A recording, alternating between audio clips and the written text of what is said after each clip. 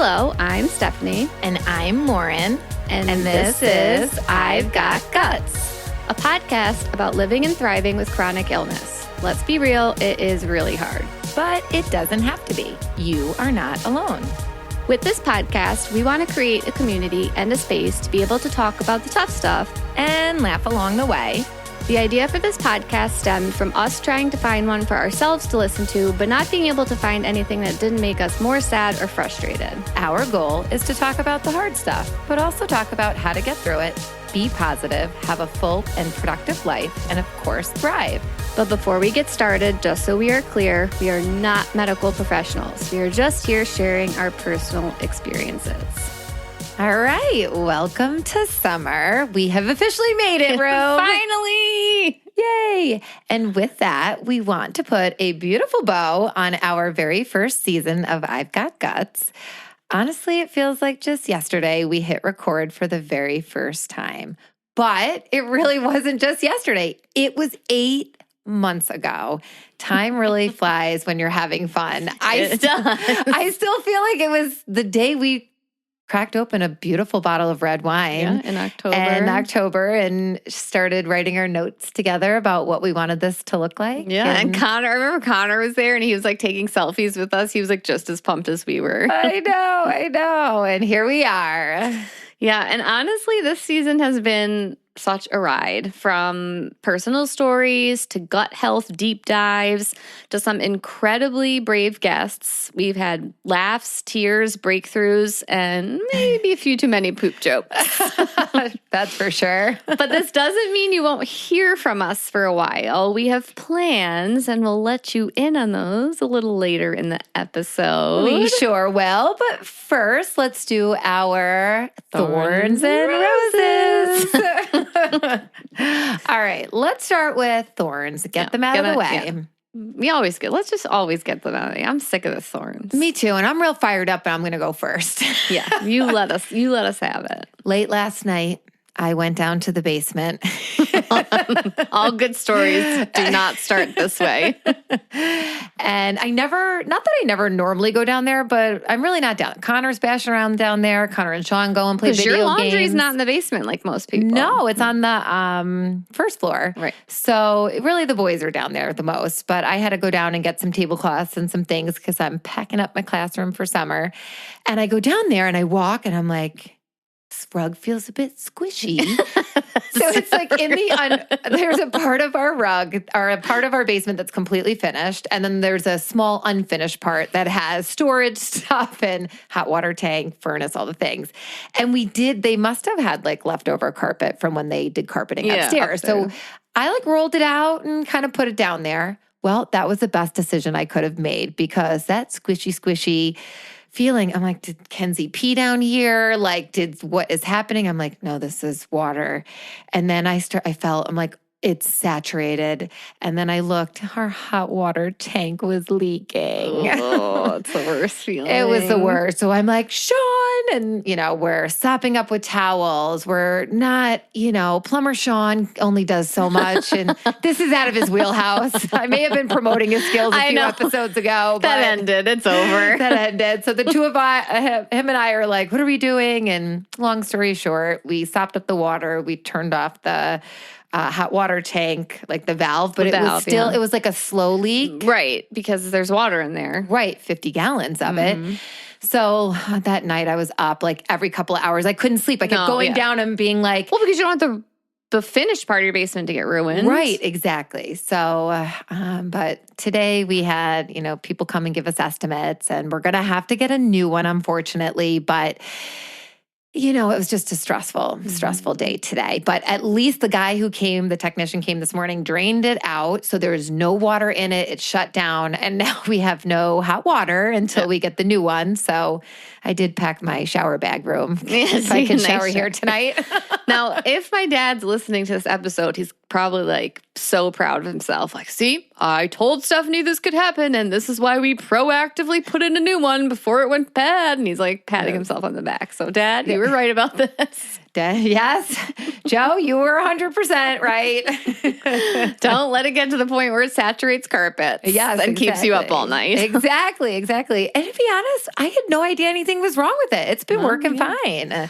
There was no signs. It's just the older they get, the more you have to just keep an eye on them. And who wants to live under that constant stress of like, are we going to come home to a flooded basement? No. So here we go, new hot water heater, kicking off summer strong. Yeah, right? Always something. Always something. All right, what was your thorn room? Well, so as you're listening to this, I should have been getting my embryo transfer. But as per usual, my body is being just a little bit tricky. My uterine lining is not quite as thick as they would have liked it to be, even though we upped my medicine. It kind of has to be 7, and I'm lingering between a 6.2 and a 6.5. So close, though. So close. So I'm going to go in tomorrow and do this thing called an intrauterine prep, where they take 6 vials of my blood and they spin it and take the platelets from it and they inject it into my uterus. Ooh, this sounds wild. Yeah. So they're going to do that. They've upped my estrogen, and I'm drinking some palm juice because palm juice helps your uterine lining. Palm juice? Yep. It's pomegranate juice, but it comes okay. I'm like, yeah, in a bottle, like pre-squeezed. You don't have to squeeze the little pellets of pomegranate. I was literally going to be like, what is a palm? You know what, though? It looks like red wine, and it's tart, so I put it in a wine glass and pretend I'm drinking red wine. Ooh, I love that.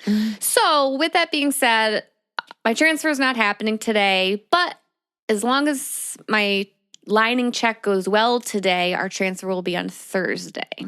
Okay. So it's not a no, it's just a little bit of a delay. But everybody knows I believe in signs. And when I went, you could do like an IVF due date calculator online, and you put in like the date of your transfer and how many days the embryo is. Mm-hmm. And the due date is the day after my grandma's birthday. So I feel like she's just up in heaven, like dangling her little fingers like, this baby's coming on my birthday, no matter what. She definitely has a hand in all of this. Oh, for sure. And I love her signs. She's up there smiling down, laughing along the way. So it's a thorn, but it's not a huge thorn. It's just like a little bit of a bump in the road, you know? Right. But it's getting you exactly where you need to be. This baby's coming on its own timeline. Yeah. That's for sure. Yeah.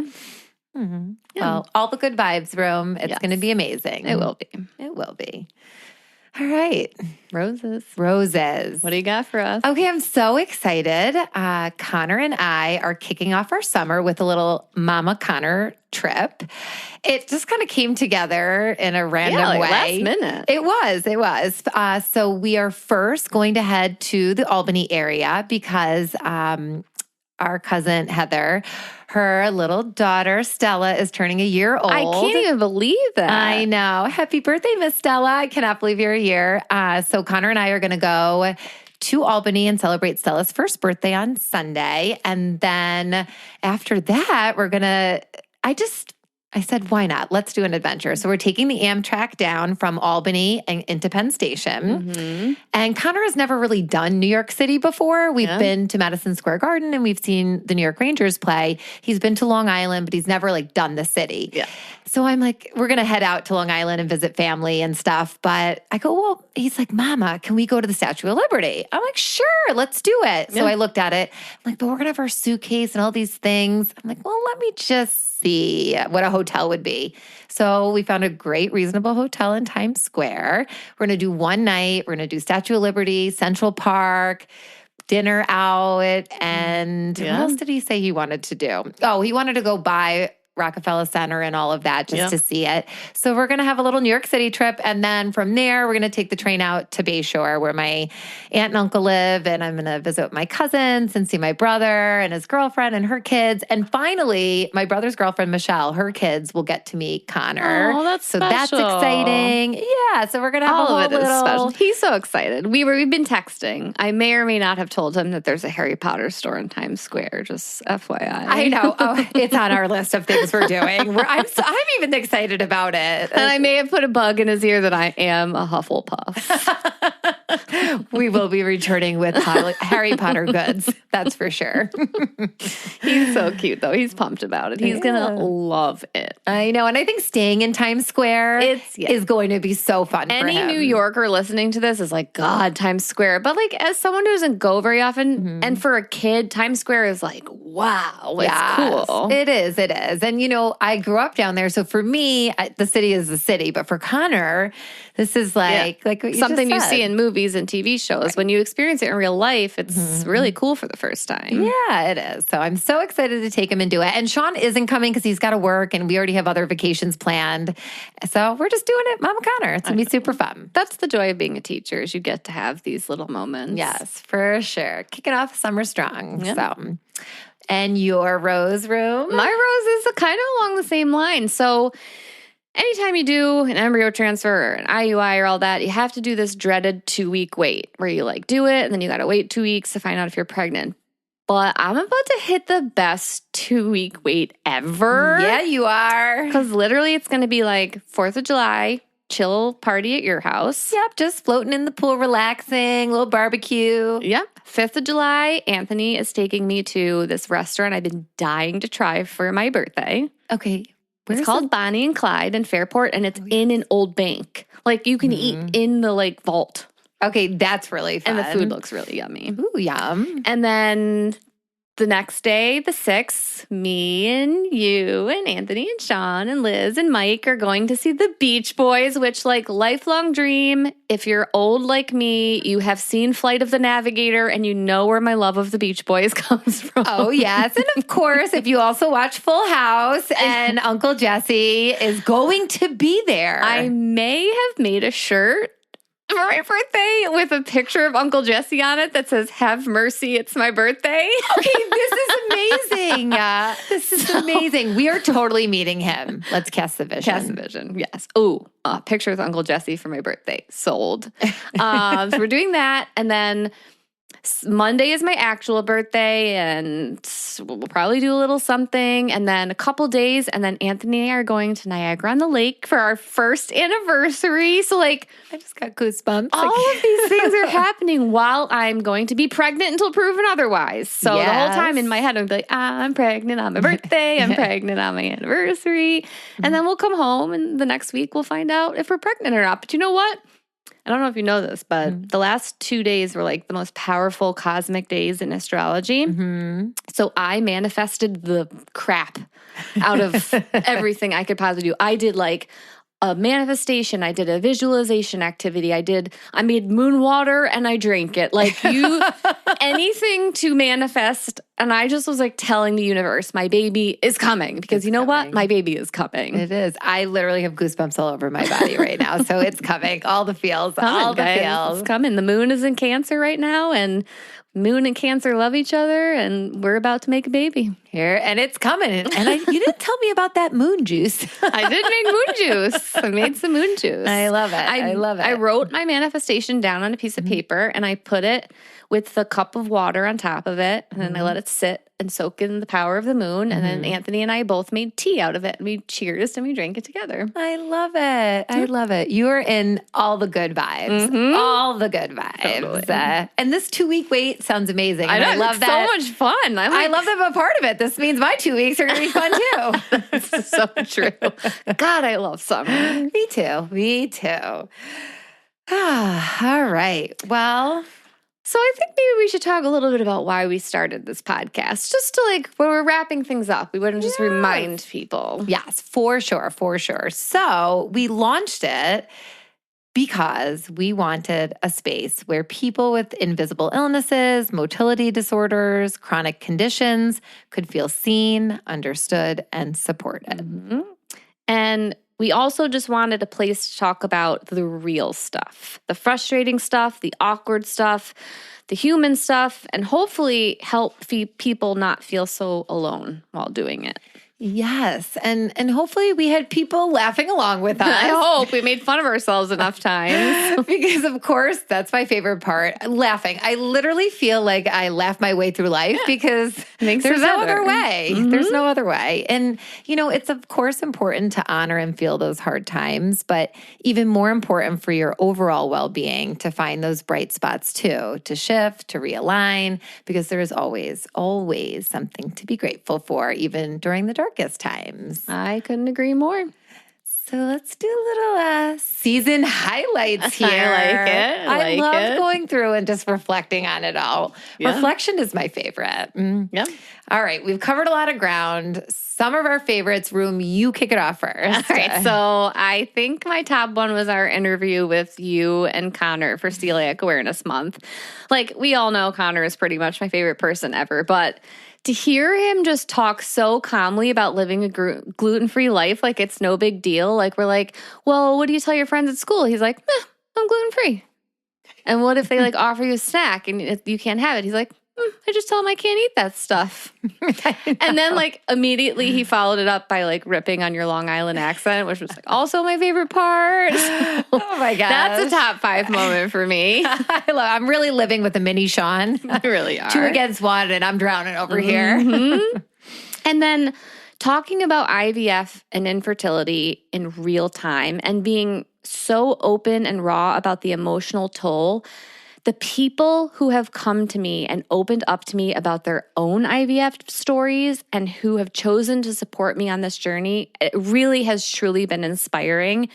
And so many women have thanked me for being raw and open and honest about my journey because it has either helped them navigate their journey, whether they chose to do so publicly or privately, and it gave them some renewed hope. And I love that I was able to do that for people. And we were just talking about this. It's bringing forth friendships with people I haven't seen or talked to in 20-something years. Yeah. Like, I'm building these bonds with, people I was friends with, or some people that were in our sorority, or people I haven't talked to in a long time, or people I don't even know who've just been through IVF. And the level of support they've given me, it's just amazing to see how people come through and rally for you. It is. It's wild. And I think it's special, very special, and also very rare what you're doing. I think a lot of people going through IVF are very quiet about it, and I feel like you're honestly, Rome, I think you're cutting edge because you're doing that and you're reaping the benefits, in so many ways. And I think there's just so many more benefits to the journey you're taking. Yeah. And how open you're being versus any downfalls of it, Yeah, I have no regrets about being open about it. It's as much as it's been hard to share the hard parts, it's been worth it. The level of support I've gotten back and the level of help I've given to people, it's been worth it. And then honestly, just connecting with all of you, our listeners, your messages, your shares, your support, like that's what it's kept us going. Like I've built friendships with some of our listeners. Like it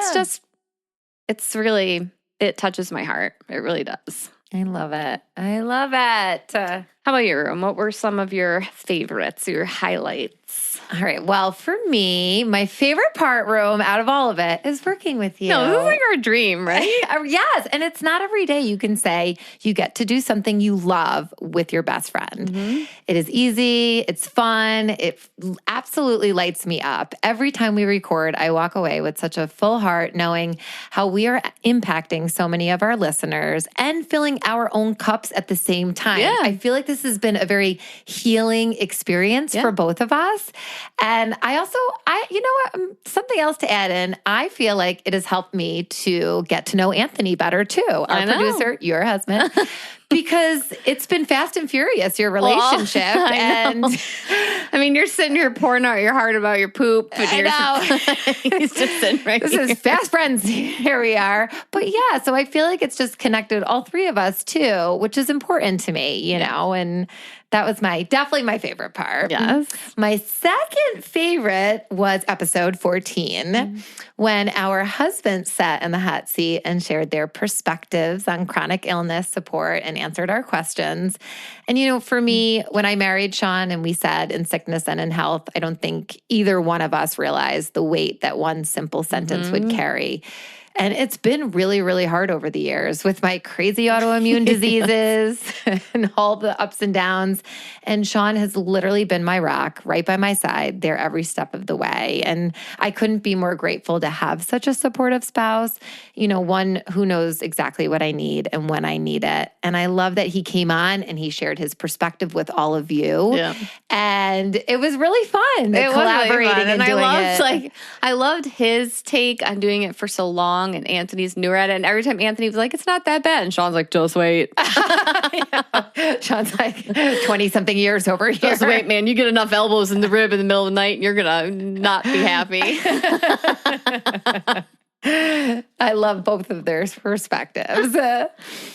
And lastly, the connections. I love how many new connections and friendships this podcast has sparked, just like you were saying, right? Yeah. It's wild how one simple decision to share our stories on this platform has connected us with so many amazing humans, from people we interviewed to the listeners who reach out to us.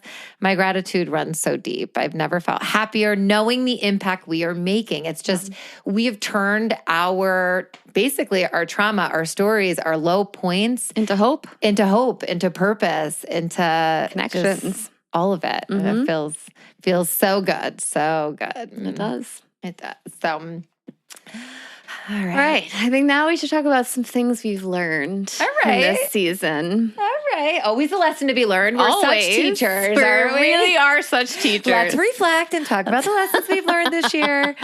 I'll start. So one thing I've learned this season is just how powerful vulnerability can be. People are craving honesty, not perfection. And sharing our true, authentic stories feels so freeing and brings me so much joy. And I know it's uncomfortable sometimes, some of the things that happen to us. But you know what? When you share it and people hear it, it's like, oh, me too. I've been there, and it's just... I don't know. It just kind of normalizes some things. I agree, 100%. And I've learned that sharing your story, even when it's scary, creates so much space for connection, and that we are not meant to do hard things alone. No, we are not. We are not. You are not alone. No. I feel like we say that a lot. Don't suffer in silence. There's no point to it. Absolutely not. Absolutely not. All right. What's coming next? We teased that we'd let you know. So, yes. All right. What's coming next? So, we want to change things up for the summer so we can, of course, enjoy our time, and you can enjoy yours and maybe go back and catch up on season 1 of I've Got Guts. I love saying season 1. I know. How did we get to see the end of season 1? This is just wild to me. I can't wait till we're like Grey's Anatomy. We're going to be like season 23 of I've Got Guts. Beverly Hills 90210. Season, same thing. All the seasons. Donna Martin graduates. So this summer, we'll be releasing some bi-weekly IGG extras with updates on our lives, my fertility journey, some book reviews, some show recommendations, all the extra stuff that we never had time for during our regular season. Yes, and get ready. Catch us on social media, Facebook, Instagram, little side of TikTok and YouTube. We've got some pretty good content planned for the summer that you won't want to miss. Yeah, we promise. It's going to be good. We've got a lot more good stuff coming your way. And we'll be back with season 2 on Monday, September 8th. Bigger, braver, and bolder. And next season, we want to hear what you want to see on the podcast. Do you have a guest in mind? Send them our way. Do you have a topic you want covered? Let us know. We want to bring our listeners what they want. Season 2 is about you. It sure is. And I have to say, I've already had people, little teaser here, including my brother, reach out about wanting to share their stories. Yep. I had a coworker reach out, say they wanted to share their story, and we are all for it. We want people to come on and share their stories. Yeah, that's what we're all about. That is what we are all about. All right. So as we close out season 1 of I've Got Guts, my heart is seriously overflowing with gratitude. I'm getting choked up. Same. This season has been a journey full of vulnerability, strength, and so much connection. And we want to leave you with a quote that really captures the heart of it all. And it's from Melody Beattie. And you know, we love a good quote. The quote is, "Gratitude turns what we have into enough and more. It turns denial into acceptance, chaos into order, confusion into clarity. It makes sense of our past, brings peace for today, and creates a vision for tomorrow." And that is exactly what this podcast has done for us. Helped us find peace in our stories, clarity in our challenges, and hope for what's ahead. And we are so thankful for every single one of you who's listened, shared, and shown up with us each week. And we're already dreaming big for season 2. We've got guts, you've got guts, and we are so proud to be in this community together. We can't wait to meet you back here in the fall. So thank you for listening. And of course, we really appreciate likes, follows, and reviews wherever you listen to your podcasts. As you're going back and catching up, now is the time to also catch up on those things. Yes. And you can find us at I've Got Guts Podcast on Instagram, Facebook, YouTube, and TikTok. We're going hard this summer. So hard. And please email us at ivegotgutspodcast@gmail.com. We'll be checking throughout the summer. All right. And popping up here and there. See you in a few weeks. Until then, everyone have a wonderful 4th of July. Yes. We'll see you next time. Bye, everyone. Bye.